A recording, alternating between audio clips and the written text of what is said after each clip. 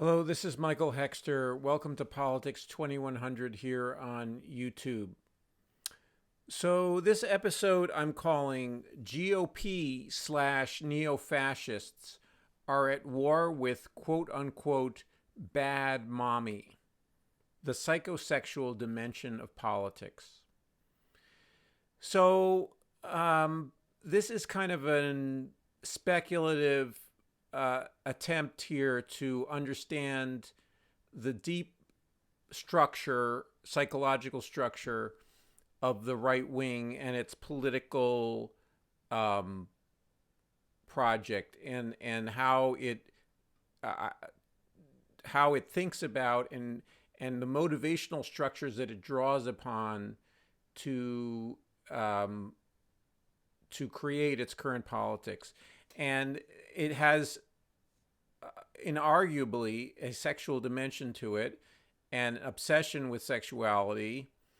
um, that is not simply a deviation from some rational norm, some expectation that, for instance, adults and also politicians should be talking in rational terms and only in certain circumscribed areas be talking about sexuality or about psychosexual themes and obsessions that they personally have. In fact, that shouldn't even one's personal, um, uh, psychology shouldn't really be influencing a politics that's about the American people's aspirations and the needs, the current material needs of the American people, and even also our psychological needs, but as a collectivity, and that in a way these would be considered just deviations, and we can laugh at them and we can make fun of them, and we can, or we can tut them, we can scorn them, we can but still they continue to emerge, they continue to be used, and they can continue to be used somewhat effectively, and they are in our current politics often consist of distractions from the real issues like climate change and Medicare for all and meeting a pandemic, or let's say I'm using Medicare for all, healthcare for all, which Medicare for all would be a solution for, that is my preferred solution in our current situation. And so, and it seems to be a stable form of a policy proposal that deals with a very concrete problem that people face, given our physical bodies, are the fact that we need health care sometimes at different stages in our lives, so forth and so on. And in the United States, you can get bankrupt from that. So there are all kinds of real issues that nevertheless are made to seem immaterial and or just not as exciting, not as drained of interest by the drama that often has a psychosexual component to it. And I am putting forward a supposition based on psychoanalytic theory, or my interpretation of that theory, that is on a group level. So it's not the psychology of any one given person, but it is a group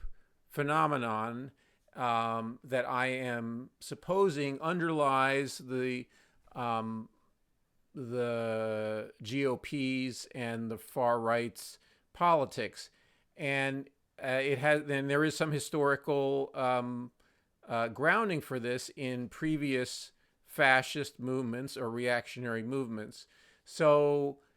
I am speculating that there is let's call it to use a psychoanalytic term, imago, or whatever it is. So people have, that's from very old psychoanalysis. It's not really used very much in contemporary clinical discussions about cases by people who were doing psychoanalytic psychotherapy and psychoanalytic treatment. But anyway, but imago is kind of an image of in your mind that is comes from your early childhood, that is a important resonance for your life. So, and that is often, and to use a psychoanalytic term, an introject, or a taking in of your relationship with your early caregivers, usually the mother and the father. And so,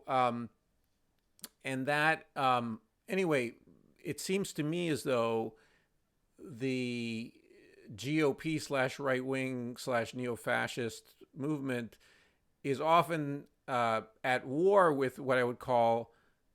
a bad mommy, okay, in the form of the left. The left is viewed as a bad mommy, okay, and that is a mommy, a mother figure, okay, that is disappointing, frustrating, treacherous, engulfing, smothering, all kinds of negatives that are is a, now to use the word that rhymes with itch, with and with a B on it, that is another word that is often thrown out at women, in a negative way, and so, and often by women themselves, and so forth and so on, and it's used in various forms of, it's not only by people who you would think are misogynists and whatever, but anyway, but this bad mommy, I think, is a better word, is recalling a experience of, or a dangerous mommy is something that the right is always trying to style either women in politics who are from the center or the left as being dangerous, as being dirty in some way or another, as being seductive, as being smothering, so engulfing. Okay, so, and this is resonating with, among other things, the perception of the woman's body as having a vagina, and that can, engulf or potentially engulf an object, a penis or whatever. But it's a mysterious organ for the child, at least, of that is seems to have a lack in it, that is not, and I'm talking in terms of a primitive, early, fearful, or fantasy-filled, childlike perspective, okay, that often people in the psychoanalytic area of psychology tend to use, and to try to help people overcome their phobias, their whatever it is that they're struggling with, their relationships, so forth and so on, the repetitive patterns that they experience in their lives. So they go back and they try to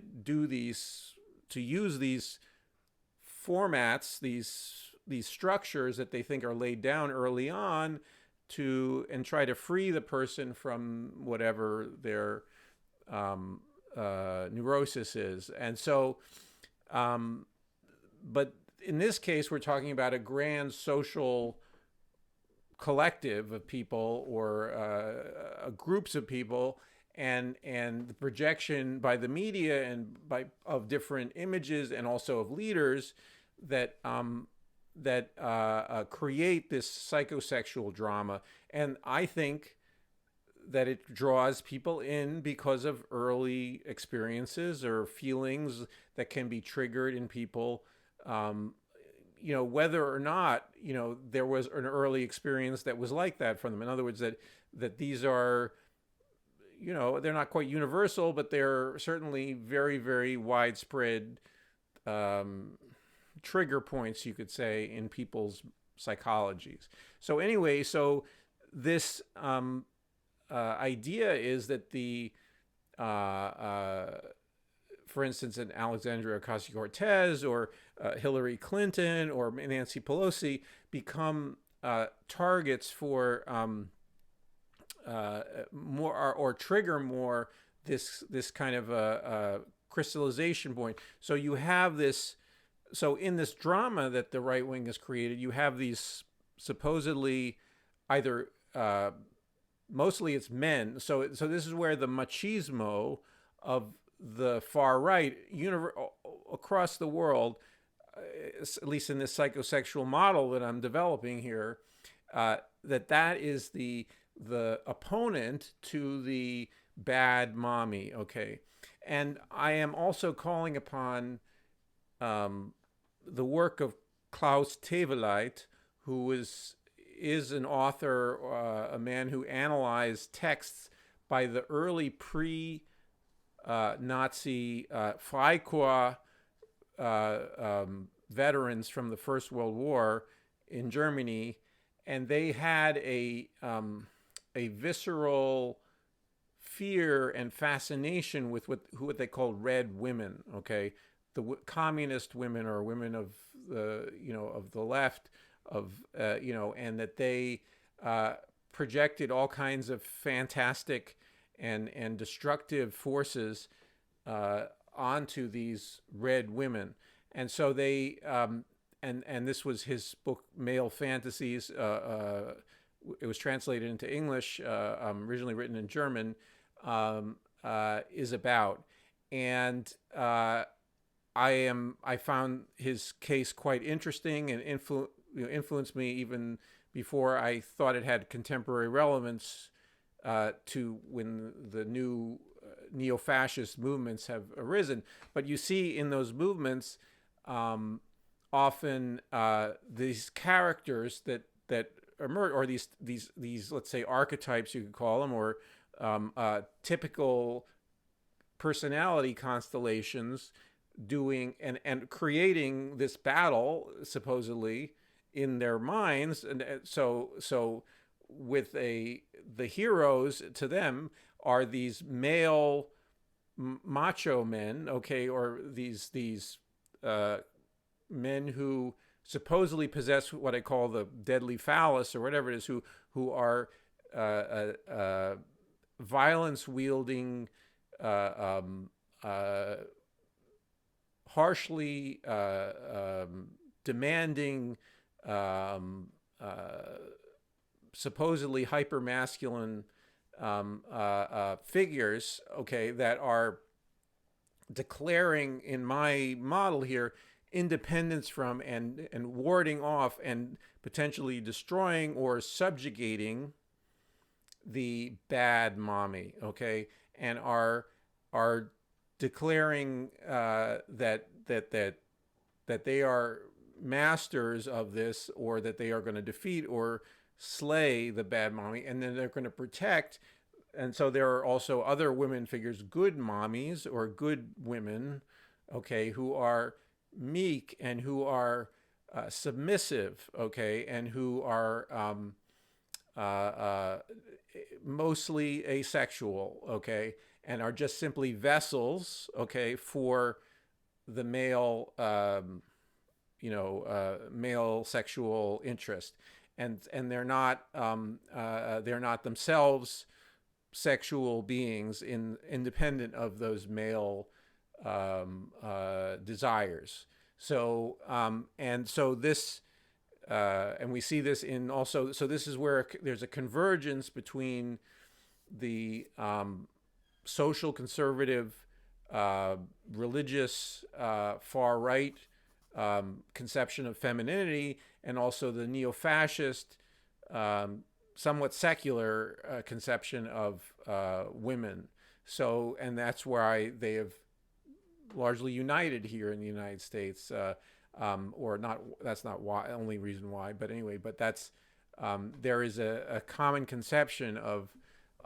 this psychosexual dynamic. So where does this? So I think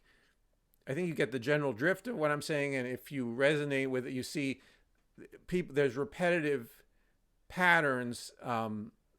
of right wingers finding fault with and targeting women, okay, of the supposed center or left, or of the center or the left, and focusing on them. And we see this also in this kind of weird grouping of people who have transited from supposedly the left to the right, people like Glenn Greenwald, Jimmy Dore, who are, it seems, fixated on and are so incensed by the figures of Hillary Clinton, Nancy Pelosi, that they, I think, fall into this same neo-fascist tendency, and they become fellow travelers with the far right, and also they see in a figure like Donald Trump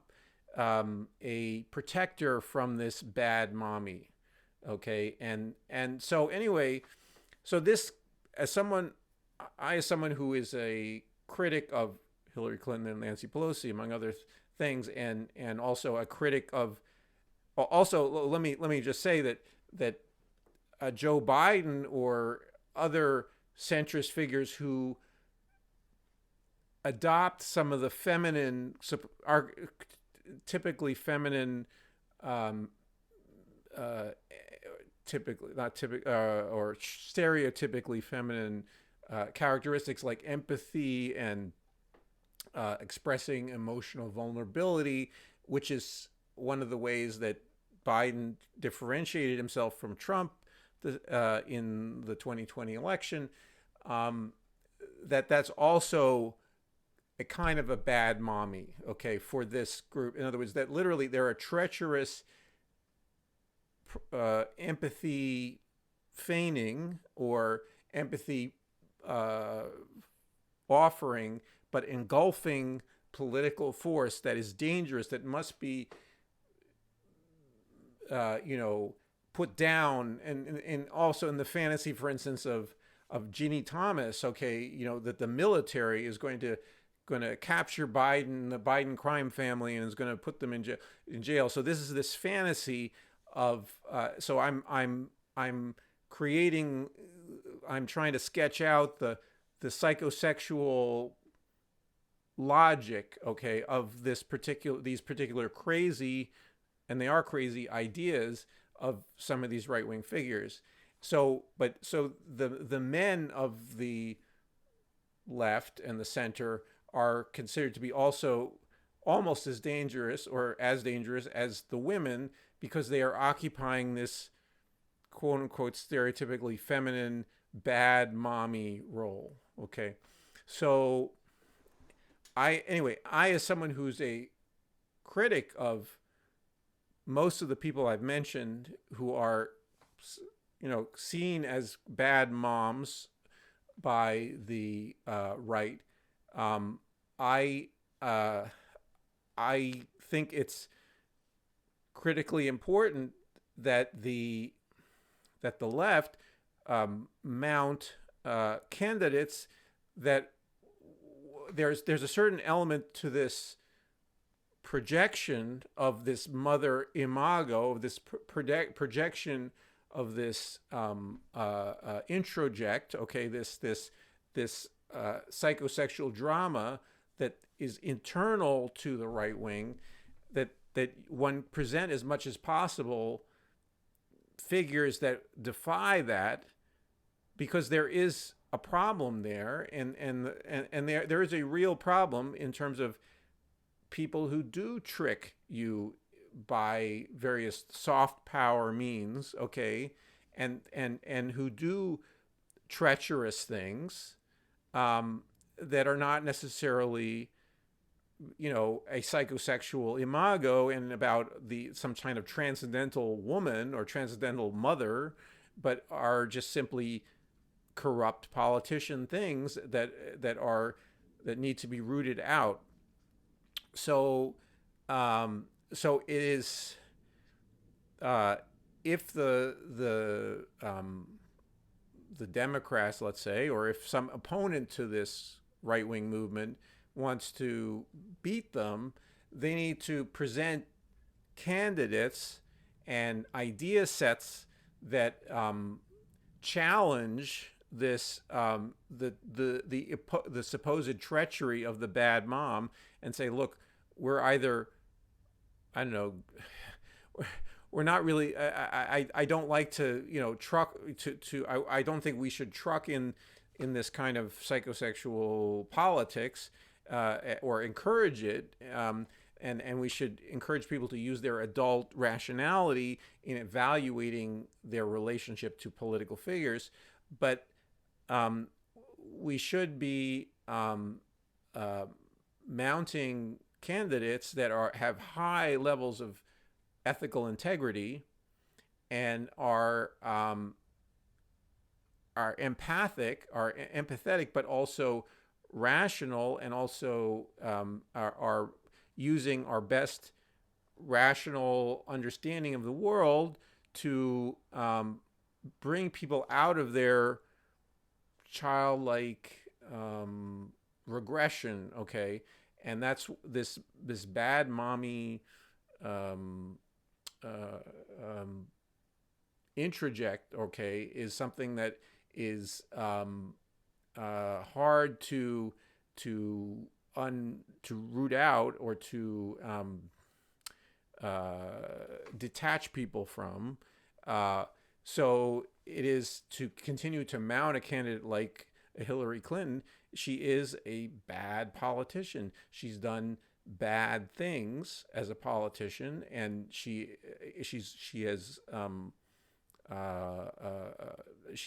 was better than Donald Trump. I voted for her in 2016. I didn't vote for her in the primary, but in the general election I did, and she would have been a better president in most regards than Donald Trump. But I think that there are genuine hidden in this personalistic misrecognition of her as a bad mommy are some real objections that need to be teased out, okay, and need to be shown that this is not inherent in the project of women being leaders, okay, but also people, not just women, but people being empathic and using both the feminine and masculine, stereotypically feminine and masculine characteristics that we have, as people, access to, and also other just things that are non-gendered aspects of our personalities, but that we can draw from those things and create a politics that is using our most adult and rational selves to move ourselves forward, and to move our society forward. And so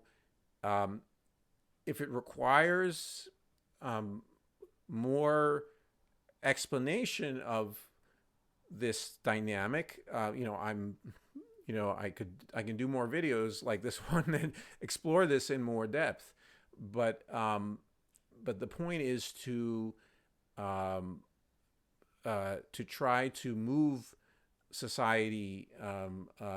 forward in a democratic manner, by also participation in democratic processes, having leaders, choosing leaders, promoting leaders that defy the primitive and fearful world of this sort of bad mommy stereotype, and to try to get people to move forward in our social evolution. So anyway, this is an effort to open this topic and to see if it resonates with you, and please share in your comments if you you think it's helpful to talk in these terms, and if you have any thoughts about it, and also my presentation, whether it's too general. And also, if you like the video, please like it. And also, if you are getting something out of Politics 2100 in general, please subscribe, and I will see you in the next video.